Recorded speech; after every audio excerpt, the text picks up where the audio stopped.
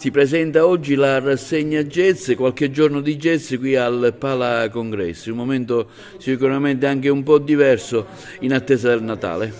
Sì, non solo jazz, ma un cartellone vario che inizia a dicembre ma finisce a maggio e che riguarda, oltre alla musica jazz, il cinema d'autore, ma che riguarda soprattutto il teatro è anche teatro cabarettistico, quindi riportiamo e ripartiamo da questa apertura di questo magico centro che ha delle sale polifunzionali, per cui ci sarà una parte di attività culturali nella sala Zeus che sarà messa a disposizione di tutti, perché saranno eventi gratuiti, sebbene siano comunque di qualità eccelsa come la musica jazz del cinema, ma una parte importante cartellonistica che nasce quest'anno, ma è un punto di partenza che riguarderà la sala Empedocle da 1000 posti. Quindi oggi noi siamo felici di poter riaprire con un progetto compiuto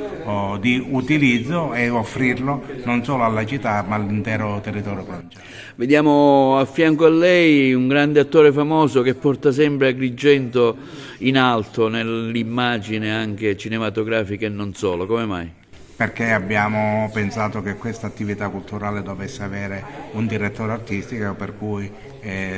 quando l'abbiamo proposto a Gaetano Aronica ha accettato, ed è lui che poi assieme alla direzione, ma soprattutto dalla sua intuizione, ha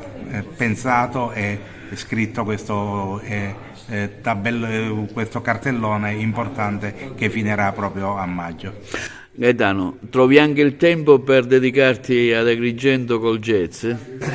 Agrigento col jazz non ha bisogno di me, perché devo dire che da spettatore mi diverto sempre e divertirmi è poco. Ultimamente ho visto Francesca Tandoi,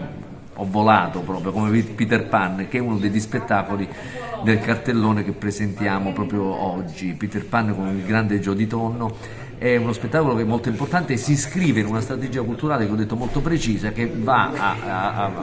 coprire un certo tipo di teatro alto. Parliamoci chiaro, abbiamo scelto un teatro alto e abbiamo scelto anche dei personaggi che per un motivo o per un altro non sono mai venuti qui, per cui che il pubblico vorrebbe tanto conoscere, soprattutto il pubblico più giovane, perché il teatro non è più quello dei vecchi mostri, dei mostri sacri ai quali io mi inchino, ma c'è un teatro nuovo, che è quello della mia generazione, con dei volti che ancora la gente non conosce. È chiaro che uno spazio così importante, quando apre, non può ricalcare le orme di altri, deve avere una sua vita autonoma di grande respiro. Chiamare qui Fabrizio Gifuni, premio Davide di Donatello e Nastro d'Argento 2023, Giorgio Pasotti, Alessandro Gasman, Giodio Tonno,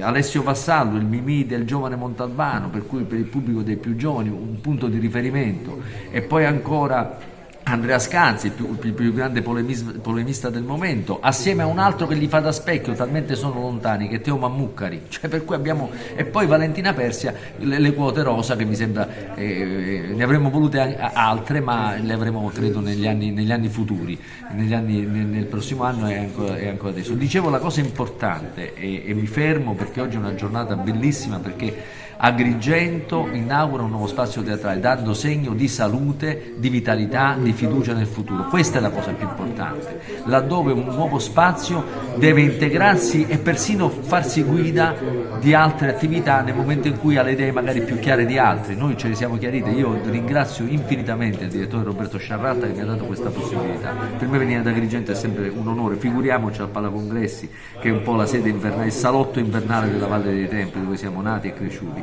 Abbiamo un amore profondo e per questo vogliamo che il teatro non finisca nelle 2 ore di rappresentazione, così come non finisce il jazz, perché l'altra sera eravamo tutti in piedi a parlare per un'ora, è durato più il dopoteatro del teatro, che è un po' quello che a me piace, che la gente discuta, crei, intuisca, suggerisca, sia protagonista. Diceva Giorgio Streller, e chiudo: non esiste un teatro se non c'è un pubblico, e il pubblico si crea, non si crea in un giorno. Noi cominciamo oggi.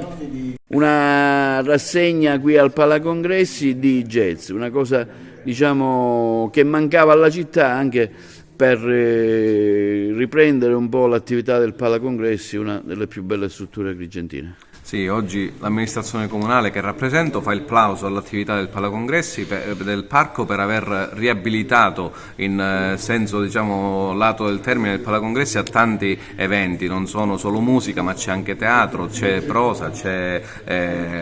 comicità, cioè, insomma ci sono tantissime iniziative come la Casa di Babbo Natale che anche per quest'anno si ripeterà e quindi vedrà questo spazio dedicato anche ai giovani, uno spazio che viene riconsegnato alla cultura, viene riconsegnato alla